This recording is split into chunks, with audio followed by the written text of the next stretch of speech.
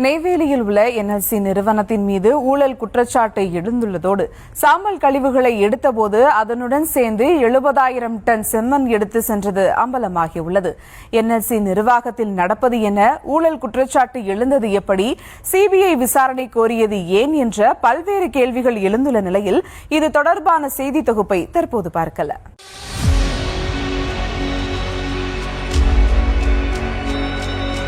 கடலூர் மாவட்டம் நெய்வேலியில் உள்ள என்எல்சி நிறுவனத்தில் பல்வேறு பணிகளில் 442 கோடி ரூபாய் ஊழல் செய்திருப்பதாக பகீர் குற்றச்சாட்டு எழுந்தது.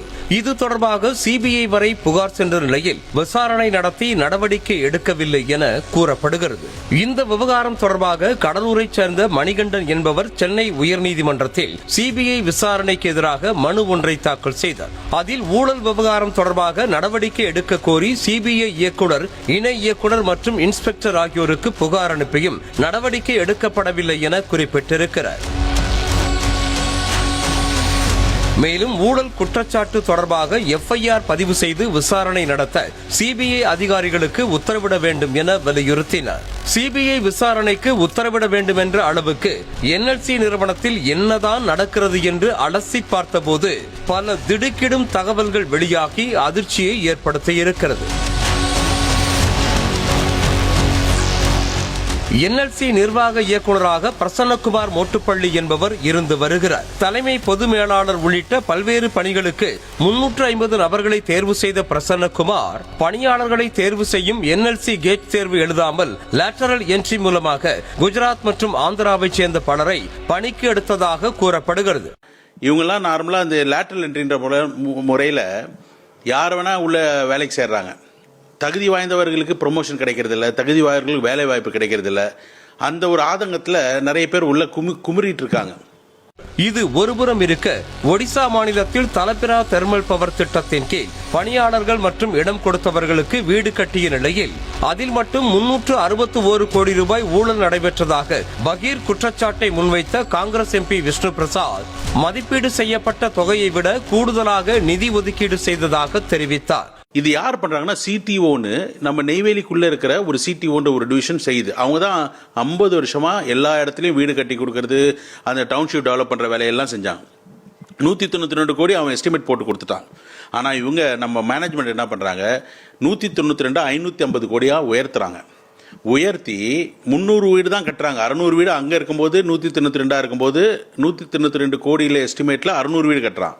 இதற்கிடையே என்எல்சியில் இருந்து வெளியேறும் கழிவுகளை வைத்து கிராஃபைட் தயாரிக்கும் திட்டத்தை சுமார் 1000 கோடி ரூபாயில் செயல்படுத்த எக்ஸிம் என்ற வங்கியில் பணத்தை வாங்க முயன்றதோடு அதற்காக போலி ஆவணங்களை தயார் செய்ததாகவும் சொல்லப்படுகிறது. இது தொடர்பாக அதிகாரி ஒருவர் காவல் நிலையத்தில் அளித்த புகாரும் நிலுவையில் உள்ளதாக தகவல் வெளியாகியிருக்கிறது. என்எல்சியில் இருந்து வெளியேறும் சாம்பலை 1 டன் 1 ரூபாய்க்கு எடுக்கப்பட்டு வரும் நிலையில் அதனுடன் சேர்த்து 70,000 டன் செம்மண் எடுத்துள்ளதாகவும் இதற்கு அனுமதி கொடுத்தது யார் என்று கேள்வி எழுப்பியிருக்கும் விஷ்ணு பிரசாத் உயர்நீதிமன்ற தீர்ப்புக்காக காத்திருப்பதாக கூறினார். ஃப்ரெஷ் டெண்டர் போனீங்கன்னா 1 ரூபாய் ஒரு டன் கிடைக்குதுல நெய்வேலிக்கு, அது 300 ரூபாய் கொடுக்கறதுக்கு ஆள் இருக்கு. நியாயமா போனா ஒரு டன் 300 ரூபாய், ஏன்னா அதுதான் இந்த ரோடு போறதுக்குலாம் கொடுக்குறாங்க. ரோடு போறதுக்கு கொடுக்கும்போது அங்கே அதோட விலை வந்து 800 1200 ரூபாய் ஒரு டன் வரைக்கும் போகுது. ஆனால் இங்கே 1 ரூபாய்க்கு எடுக்கிறாங்க. அதையே உங்களால் சரியா செய்ய முடியல. அது மட்டும் இல்லை, இந்த ஆஷ் எடுக்கிற பெருவழின்னு சொல்லிட்டு நோண்டும் போது கீழே இருக்கிற செம்மனையும் சேர்த்து எடுக்கிறான். இப்போ செம்மண்ணை சேர்த்து எடுக்கும்போது அந்த கரை சார் எடுக்கக்கூடாத செம்மண், ஃப்ளை ஆஷுக்கு கீழே இருக்கிற செம்மண் எடுத்தது மட்டுமே 70,000 டன் வரைக்கும் போயிருக்கு. அதை வந்து நான் சொல்லலை, விஜிலன்ஸ் டிபார்ட்மெண்ட்டு அவனே ஆராய்ச்சி பண்ணி அவன் ஆளை போட்டு தேடி மெஷர் பண்ணி அவனுடைய நோட்டிங்ஸ் அவன் லெட்டர்லேயே எழுதி அனுப்புறான். அந்த லெட்டர் காப்பியை நாங்கள் கோர்ட்டு கொடுத்துறோம். இந்த விவகாரம் தொடர்பாக உள்துறை முதல் உயர்நீதிமன்றம் வரை சென்றதாக தெரிவித்துள்ள விஷ்ணு பிரசாத் ஆதாரங்களை நீதிமன்றத்தில் கொடுத்துள்ளதாகவும் சிபிஐ வழக்கு பதிவு செய்து முறையாக விசாரணை நடத்தி நடவடிக்கை எடுக்க வேண்டும் என வலியுறுத்தியிருக்கிறார். இதெல்லாம் நம்ம கேட்குறோம்னா மத்திய அரசாங்கம் செவிசாய்க்கிறது இல்லை. எல்லார்கிட்டையும் போயாச்சு, மத்திய அமைச்சர்கிட்ட போயாச்சு, அமைச்சர் கிஷன் ரெட்டி அவர்கிட்டையும் போயாச்சு, நம்ம ஹோம் மினிஸ்டருக்கு போயாச்சு, சிபிஐ ஆஃபீஸுக்கு போயாச்சு, விஜிலன்ஸுக்கு போயாச்சு. எங்கேயுமே தீர்வே கிடையாது. கோர்ட்டுக்கு போயிட்டு கோர்ட்டில் இப்போ நிலுவையில் இருக்கு, இன்னும் ஜட்ஜ்மெண்ட் வரல. விசாரணையை தொடங்கிய சிபிஐ ஏன் அதனை நிறுத்தியது என்ற கேள்வி எழுந்திருப்பதோடு காவல்துறை விஜிலன்ஸும் விசாரணையை மேற்கொள்ளாமல் காலம் தாழ்த்தி வருவது பல்வேறு சந்தேகங்களுக்கு வழிவகுத்திருக்கிறது.